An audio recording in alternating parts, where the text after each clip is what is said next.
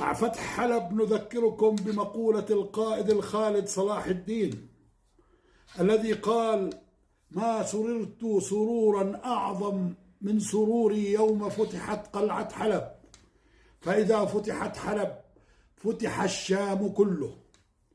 وبنقول لكل المؤيدين والمتأيرين والسبئيين وكل ملة الكفر من كل لون ودين أن الذي جرى في حلب مقدمة لفتح الشام ولتحرير بيت المقدس كما فعل القائد صلاح الدين.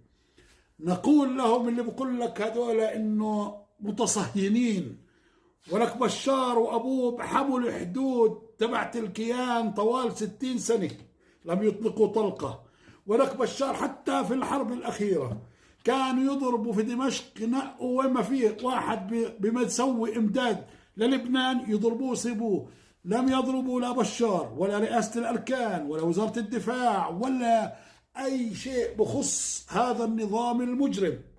ولذلك سقوط هذه القرى وفتحها من أول وجديد هذا نصر للمسلمين. وكما بعثوا رسالة، هذا الرسالة اللي اجت من غزة الشباب انهم بباركوا بفتح حلب، هذا الطريق الصحيح، وانتهى مشروع تفتيت الأمة المجوسي. والآن الشباب بطاردوا فلول الميليشيات السبئية والنظام النصيري في كل مكان وكل اتجاه، وبتتوسع. وأخذوا معرة النعمان وظلوا وخان شيخون، وإن شاء الله باتجاه حمص وجبل الزاوية والساحل. وعما قريب سنسمع الأخبار السارة التي تشفي صدور قوم مؤمنين.